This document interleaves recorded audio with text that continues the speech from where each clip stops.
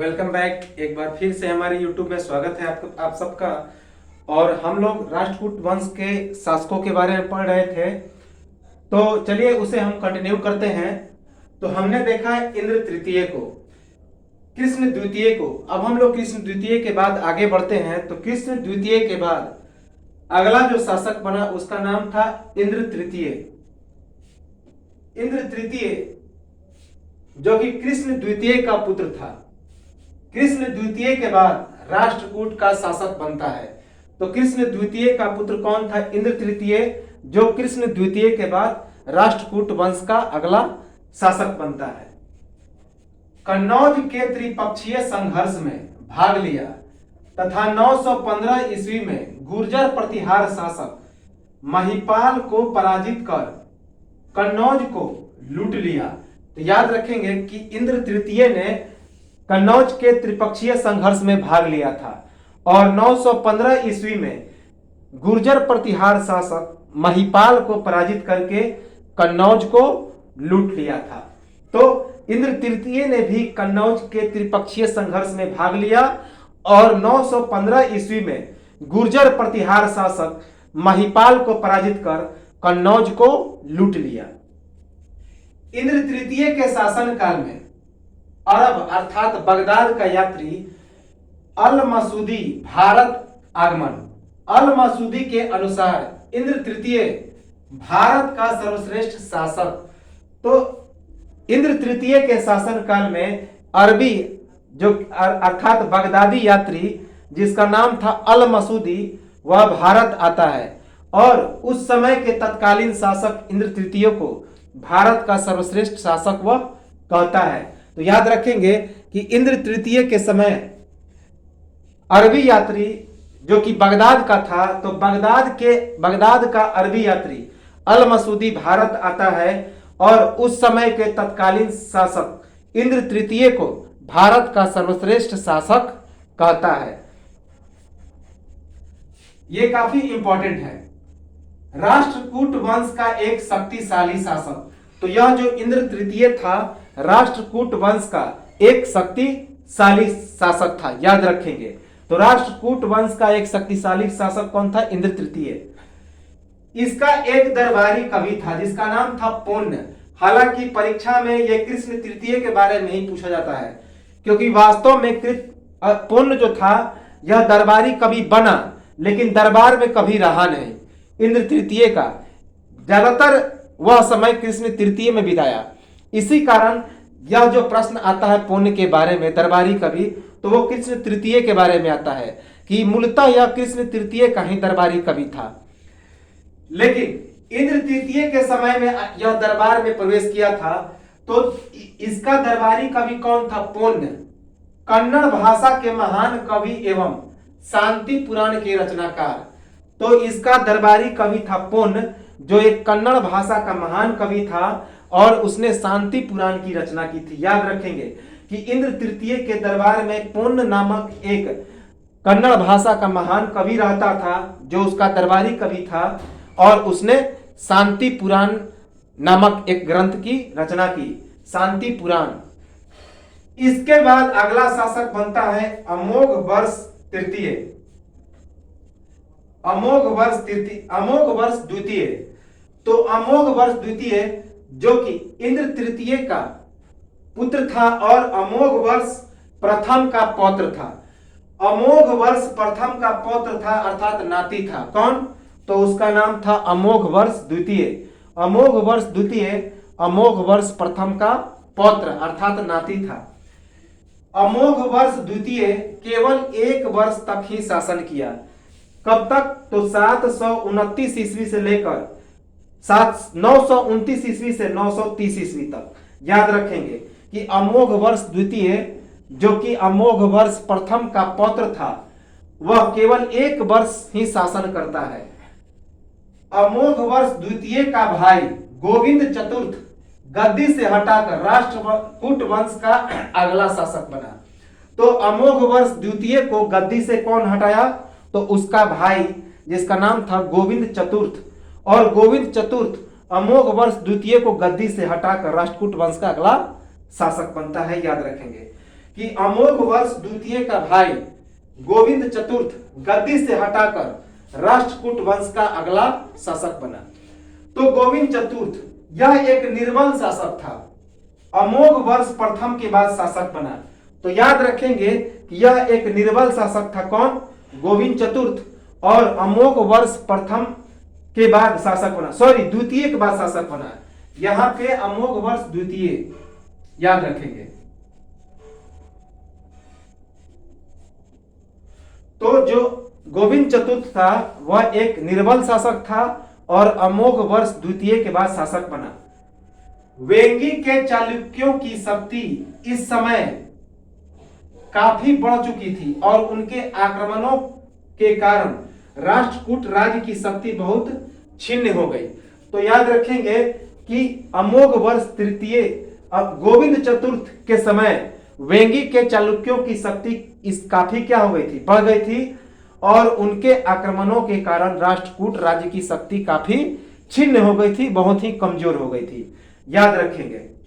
इसके बाद अगला शासक बनता है अमोघ वर्ष तृतीय, जो कि अमोघ वर्ष तृतीय अमोघ वर्ष द्वितीय का पौत्र था। तो अमोघ वर्ष द्वितीय का नाती था कौन? पौत्र था अमोघ वर्ष तृतीय। याद रखेंगे, अमोघ वर्ष तृतीय अमोघ वर्ष द्वितीय का पौत्र था अर्थात नाती था। गोविंद चतुर्थ के बाद अगला राष्ट्रकूट शासक केवल एक वर्ष शासन। तो यह जो अमोघ वर्ष तृतीय था यह एक वर्ष तक ही शासन करता है और गोविंद चतुर्थ के बाद अगला शासक बनता है। याद रखेंगे, ये अमोघ वर्ष तृतीय। इसके बाद जो सबसे अंतिम महान शासक होता है इस राष्ट्रकूट वंश का, उसका नाम था कृष्ण तृतीय और इसे ही सबसे अंतिम महान शासक या राष्ट्रकूट वंश का अंतिम शासक कह दिया करते हैं, लेकिन वास्तव में यह अंतिम शासक नहीं था। तो कृष्ण तृतीय राष्ट्रकूट वंश का अंतिम महान शासक। तो राष्ट्रकूट वंश का सबसे अंतिम महान शासक कौन था? तो कृष्ण तृतीय था। इंद्र तृतीय के बाद अंतिम योग्य शासक अमोघ वर्ष तृतीय के बाद शासक। तो यह जो कृष्ण तृतीय था वह अमोघ वर्ष तृतीय के बाद शासक बनता है, लेकिन इंद्र तृतीय के बाद अंतिम योग्य शासक था। तो पूछा जाएगा कि राष्ट्रकूट वंश का सबसे अंतिम योग्य शासक, तो उसका नाम था कृष्ण तृतीय। और यह पूछा जाएगा कि सबसे अंतिम शासक, तो कर्क द्वितीय। तो इंद्र तृतीय के बाद अंतिम योग्य शासक और अमोघ वर्ष तृतीय के बाद शासक बनता है। इसे अकाल वर्ष की उपाधि मिली थी। तो याद रखेंगे कृष्ण तृतीय को कौन सी उपाधि मिली थी? तो अकाल वर्ष की। याद रखेंगे। राष्ट्रकूट वंश के सबसे प्रतापी राजाओं में से एक है। तो यह जो कृष्ण तृतीय था यह राष्ट्रकूट वंश के सबसे प्रतापी शासकों में से एक था। याद रखेंगे कि कृष्ण तृतीय राष्ट्रकूट वंश के सबसे प्रतापी राजाओं में से एक था। कांची और तंजौर में सफल अभियान में सफलता के बाद तंजयम कोड की उपाधि इंपॉर्टेंट है कि जब कृष्ण तृतीय कांची और तंजौर पर सफल विजय अभियान करता है तो उसे तंजयम कोड की उपाधि मिलती है। याद रखेंगे कि कांची और तंजौर में जब वह विजय प्राप्त करता है तो कृष्ण तृतीय को तंजयम कोड की उपाधि मिलती है। तंजयम कोड। चोल वंश के नरेश परांतक प्रथम को परास्त कर उसके उत्तरी भाग पर अधिकार। तो कृष्ण तृतीय चोल वंश के शासक परांतक प्रथम को पराजित करके उसके उत्तरी भाग पर अधिकार कर लेता है। याद रखेंगे कि कृष्ण तृतीय चोल वंश के शासक परांतक प्रथम को पराजित करके उसके उत्तरी भाग पर अधिकार कर लेता है। रामेश्वरम जो कि तमिलनाडु में पड़ता है में एक मंदिर जिसे रामेश्वरम का मंदिर कहते हैं और एक विजय स्तंभ का निर्माण मोस्ट इंपॉर्टेंट है। तो तमिलनाडु के रामेश्वरम जो कि समुद्र में है तो एक मंदिर का निर्माण करता है जिसे जो सबसे भारत का दक्षिण मंदिर है, दक्षिणेश्वर मंदिर कहते हैं, और वहां पे एक विजय स्तंभ का निर्माण करता है। तो कृष्ण तृतीय तमिलनाडु के रामेश्वरम में एक मंदिर का निर्माण करता है और वहां पे एक विजय स्तंभ का निर्माण करता है। इसके भी दरबारी कवि का नाम क्या था? पुण्य। तो याद रखेंगे, पुण्य जिसने शांति पुराण की रचना की थी, वास्तव में कृष्ण तृतीय का ही वास्तविक दरबारी कवि था। तो याद रखेंगे, कृष्ण तृतीय की मृत्यु के बाद उसके उत्तराधिकारियों में राज्य सत्ता को लेकर विवाद प्रारंभ। जैसे ही कृष्ण तृतीय की मृत्यु होती है तो उसके उत्तराधिकारियों में राज्य के सत्ता को पाने के लिए विवाद प्रारंभ हो जाता है, लड़ाई झगड़ा शुरू हो जाता है। तो याद रखेंगे कि कृष्ण तृतीय की मृत्यु के बाद उसके उत्तराधिकारियों में राज्य सत्ता को लेकर विवाद प्रारंभ हो जाता है। उसके बाद अगला शासक बनता है खोटिक अमोघ वर्ष चतुर्थ। खोटिक अमोघ वर्ष चतुर्थ कृष्ण तृतीय का छोटा भाई। यह जो खोटिक अमोघ वर्ष चतुर्थ था वह कृष्ण तृतीय का छोटा भाई था और कृष्ण तृतीय के मृत्यु के बाद शासक बना। तो खोटिक अमोघ वर्ष चतुर्थ कृष्ण तृतीय का छोटा भाई था और कृष्ण तृतीय की मृत्यु के बाद शासक बना। कृष्ण तृतीय और खोटिक अमोघ वर्ष दोनों ही अमोघ वर्ष तृतीय के पुत्र थे, लेकिन संभवतः उनकी माताएं अलग अलग थी, अर्थात दोनों सौतेले भाई थे। तो कृष्ण तृतीय और खोटिक अमोघ वर्ष दोनों ही अमोघ वर्ष तृतीय के क्या थे?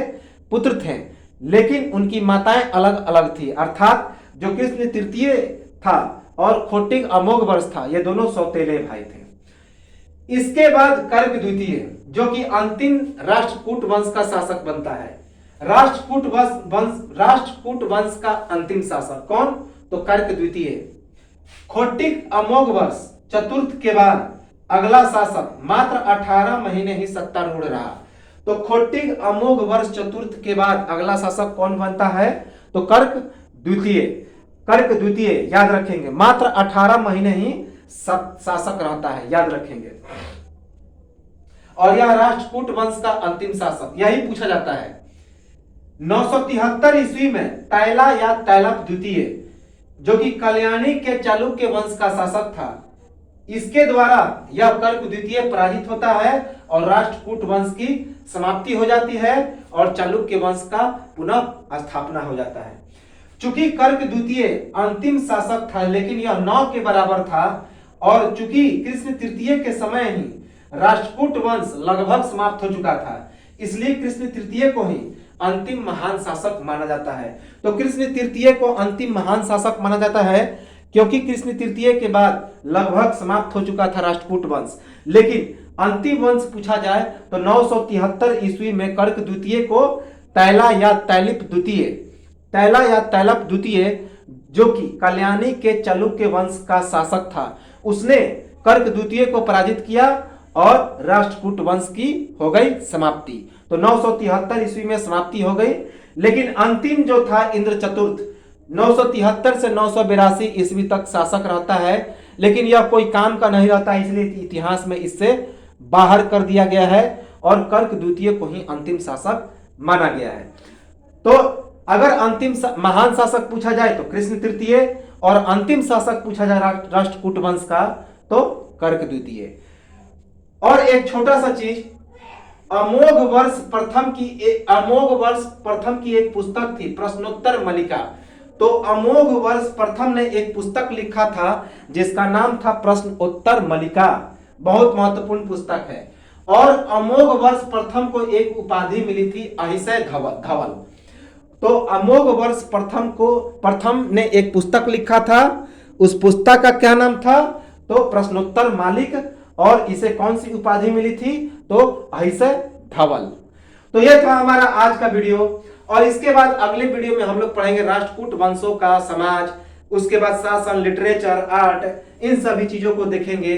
तो एक स्क्रीनशॉट ले लें और मिलते हैं हम लोग अगले वीडियो में। सब्सक्राइब करें, लाइक करें, शेयर करें, कमेंट करें। तब तक के लिए